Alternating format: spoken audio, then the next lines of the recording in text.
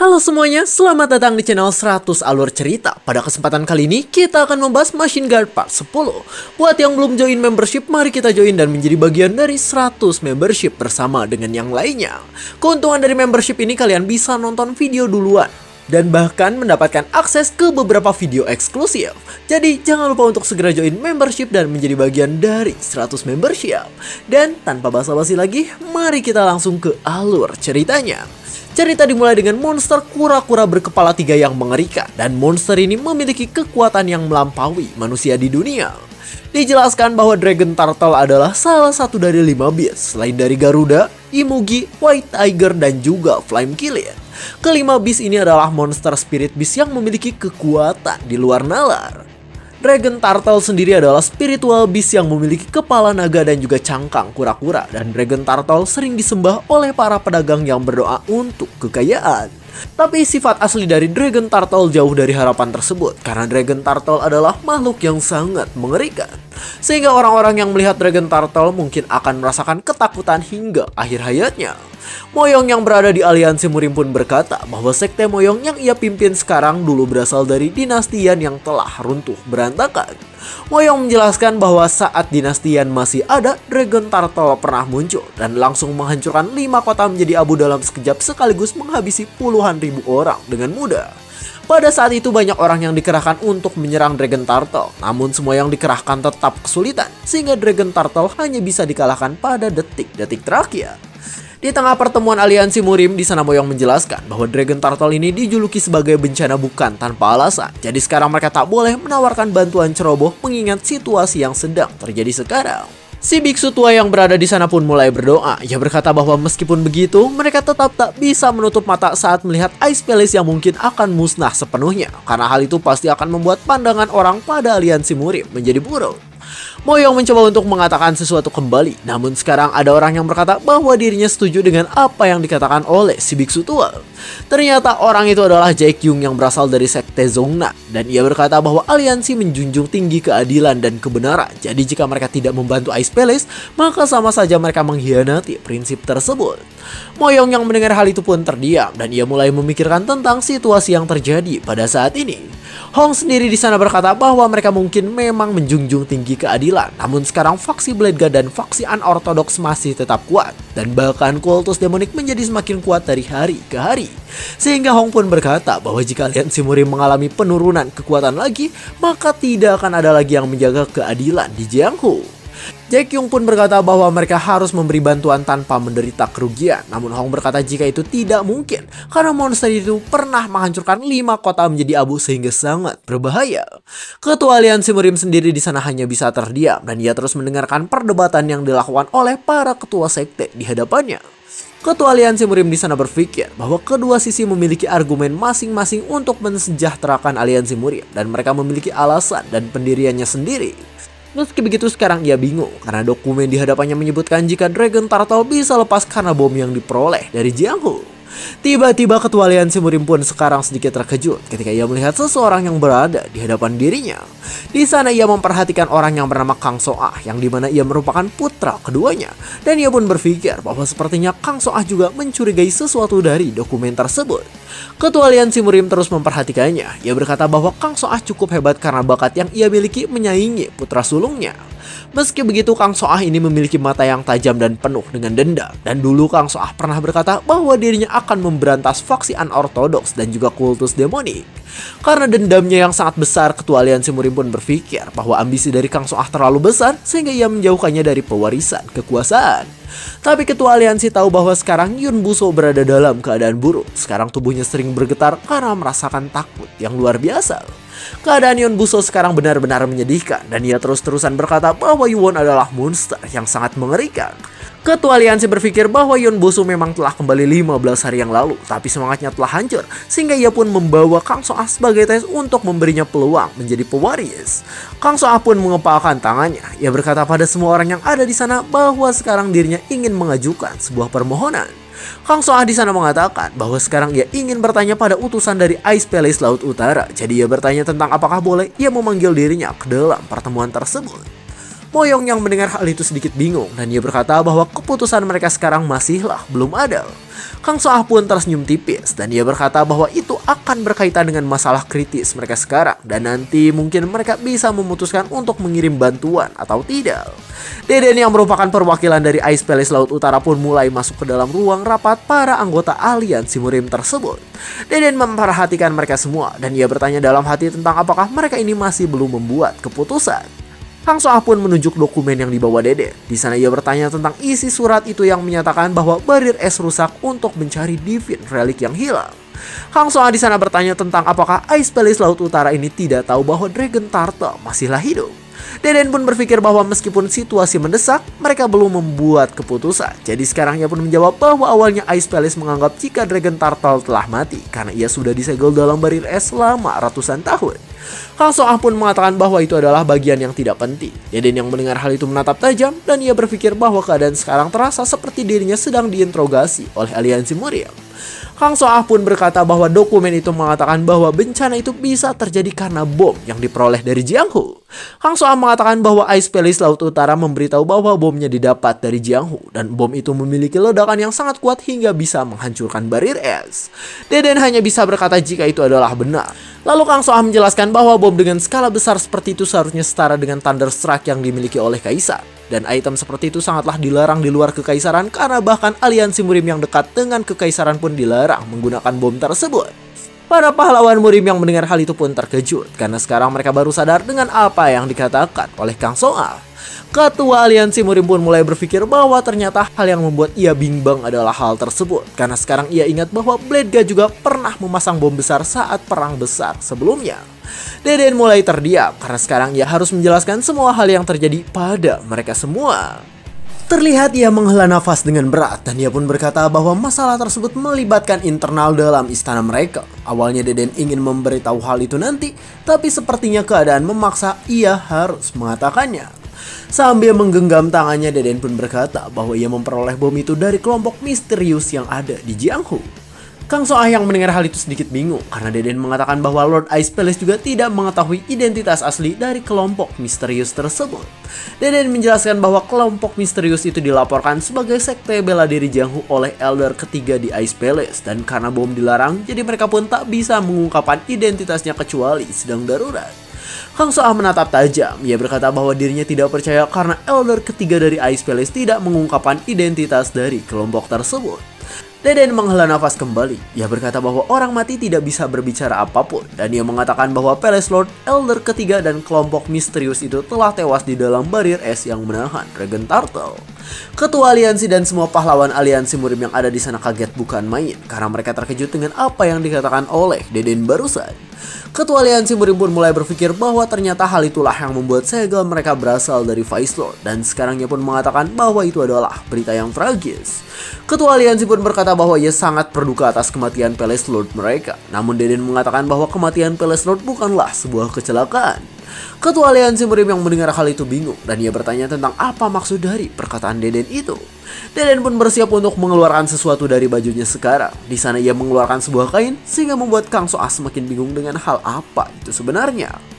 Kain itu terlihat berwarna putih yang terlipat. Kang Soah melihat isi dari kain tersebut dan sekarang ia kebingungan dengan apa yang dilihatnya sekarang ini. Ternyata kain itu berisi gambar hitam yang membentuk tubuh dengan banyak luka sehingga Kang Soah bertanya tentang apa itu sebenarnya. Ketua aliansi murim yang melihat hal itu pun langsung bangkit dari tempat duduknya karena ia tahu bahwa itu adalah tanda dari teknik milik sekelompok orang.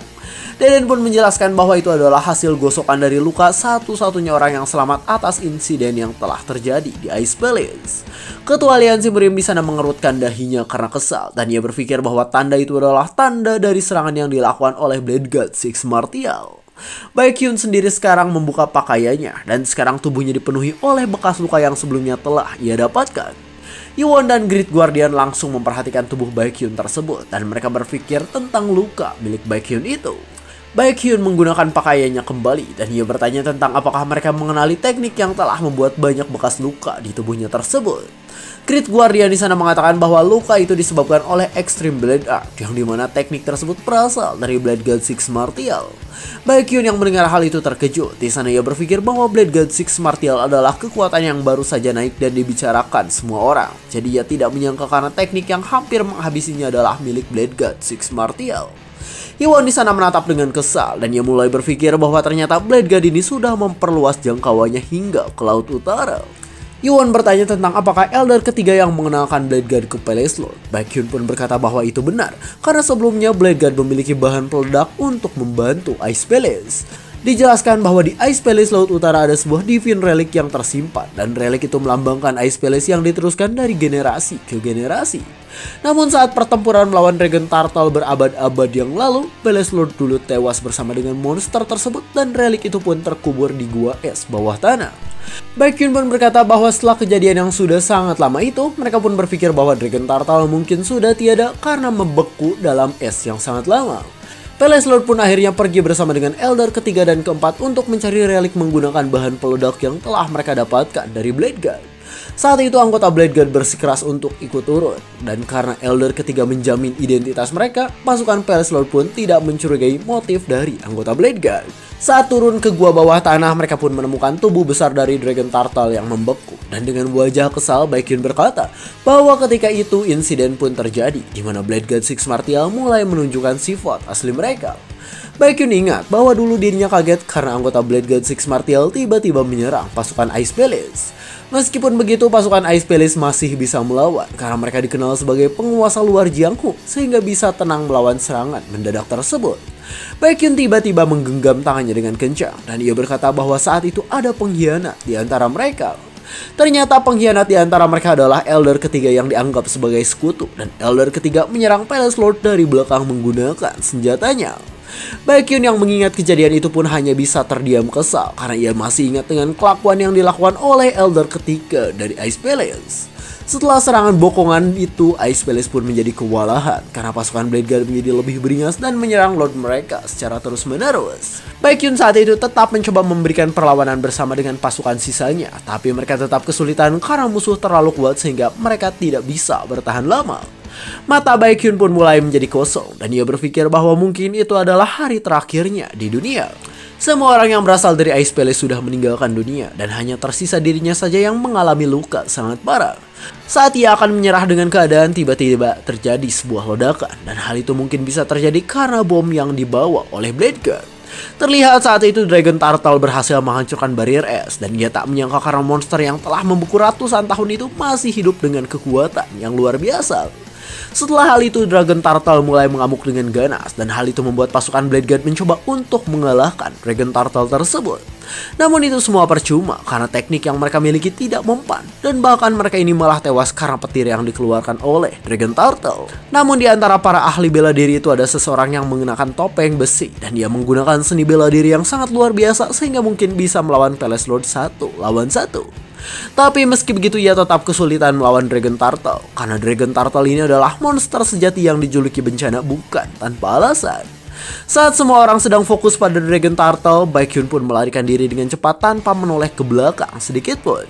Baekhyun mengatakan bahwa dalam perlariannya ia pun mendengar ledakan besar dan hal itu mungkin bisa terjadi karena orang-orang yang menggunakan topeng mencoba untuk menghabisi Dragon Turtle dengan bom yang mereka miliki. Setelah berlari sejauh yang dirinya bisa, Baekhyun pun berpikir bahwa mungkin Dragon Turtle telah mati bersama dengan orang-orang yang bertarung. Namun ternyata itu semua salah karena sekarang terjadi sebuah ledakan kembali di tempatnya berada.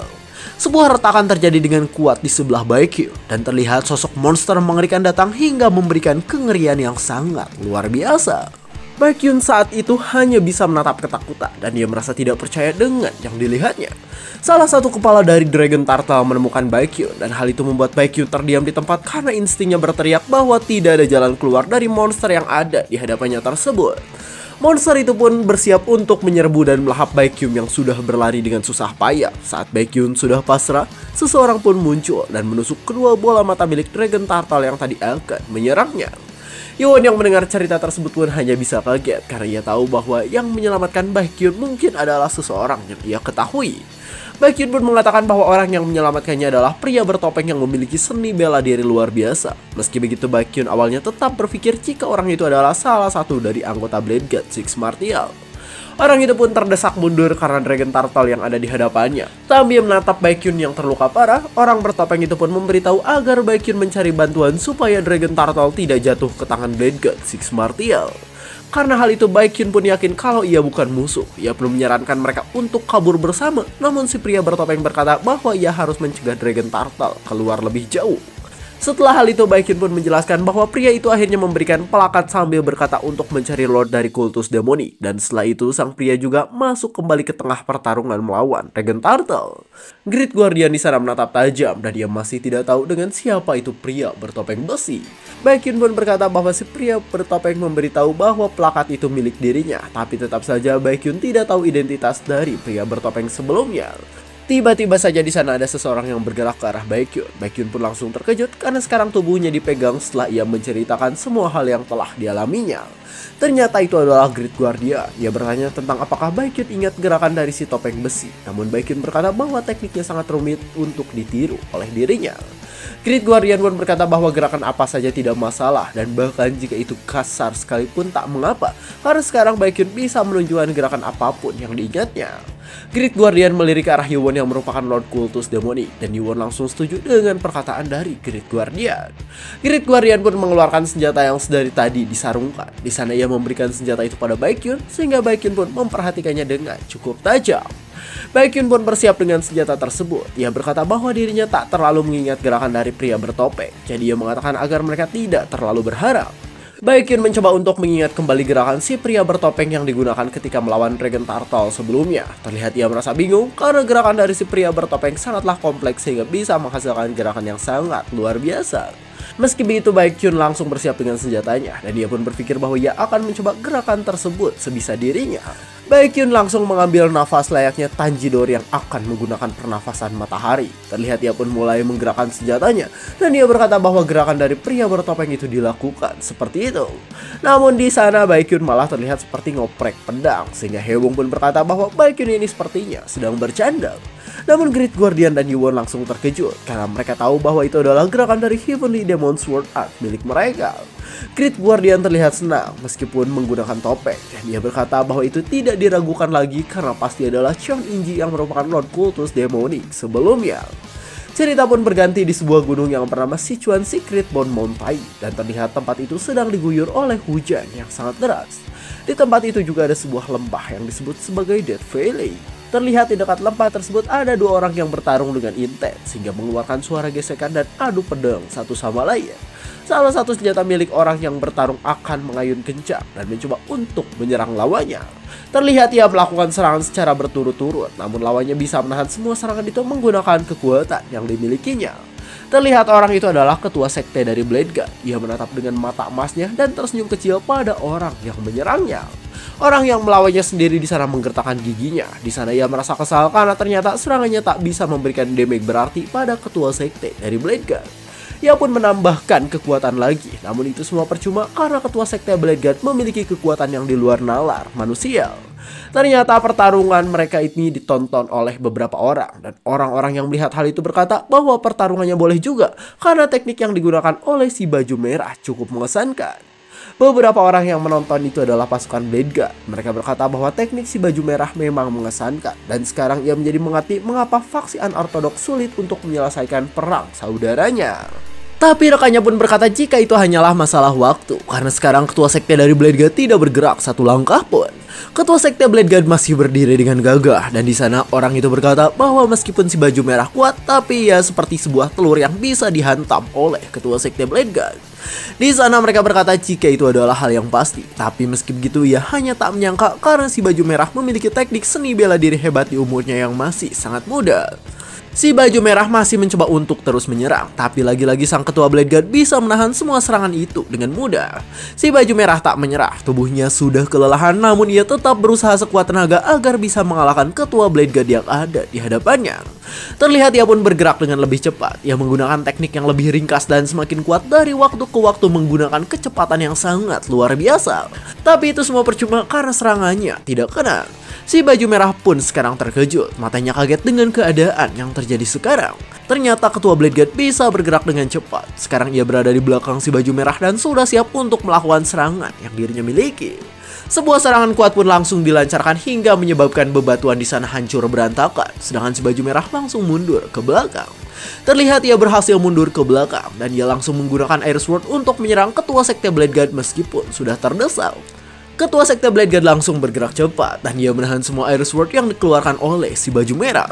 Salah satu anggota Blade Guard yang memiliki luka di mulut bernama Codet pun berpikir bahwa dunia bela diri memang luas, karena ia tak menyangka ada orang yang bisa menggunakan Air Sword di umur yang masih muda selain dari Yuwon yang merupakan Heavenly Demon. Si baju merah sekarang benar-benar kesulitan untuk bertarung kembali, dan si Codet berpikir bahwa ia sangat sial karena harus bertemu dengan ketua sekte sebelum dirinya benar-benar berkembang. Si baju merah pun berkata bahwa musuhnya sekarang adalah monster. Ia berkata bahwa teknik bela dirinya telah berkembang pesat, namun tak satu pun tekniknya yang bisa membuat ketua sekte Blade Guard bergerak dari tempatnya. Si baju merah berkata bahwa keadaan sekarang adalah kesempatannya untuk menghabisi tangan kanan dari musuhnya di faksi Unorthodox. Namun kedatangan tiba-tiba dari Blade Guard mungkin akan membuatnya mokat di tempat tersebut. Ketua sekte Blade Guard pun di sana bertanya tentang apakah hanya itu yang dimiliki oleh si baju merah. Si baju merah kesal. Di sana ia bingung tentang hal apa lagi yang harus dilakukannya. Terlihat si baju merah hanya berhasil menggores topi bambu milik ketua sekte Blade Guard, dan ketua sekte pun berkata bahwa ia membiarkan si baju merah menyerang karena tadi cukup menarik. Si baju merah juga sekarang kaget karena ketua sekte Blade Guard bisa tahu bahwa dirinya menggunakan 38 teknik seni bela diri. Ketua sekte pun bertanya lagi tentang apakah si baju merah sudah tidak memiliki teknik lain lagi. Ia pun akhirnya mengeluarkan senjatanya dan ia berkata bahwa si baju merah sudah tidak berguna. Si baju merah terkejut. Di sana ia menatap tajam karena tahu bahwa mungkin hidupnya sekarang terancam akan segera berakhir. Ketua sekte Blade Guard pun mengarahkan tangannya ke arah depan. Terlihat ketua sekte Blade Guard itu tersenyum senang. Ia bersiap mengeluarkan kekuatannya untuk mengalahkan si baju merah yang ada di hadapannya. Mata si baju merah pun terkejut dengan keadaan sekarang karena ia merasakan kekuatan yang sangat luar biasa. Ketua sekte tersenyum dengan wajah yang mengerikan dan sekarang ia sudah siap untuk menghancurkan lawannya dengan cepat. Tubuh anak muda naas itu pun langsung hancur tepat di tengah tubuhnya, dan sekarang tubuhnya memiliki donat yang menyedihkan. Dan cerita pun bersambung. Donat lagi, mau nyusul si Rengoku dan juga es ini mah ya guys ya.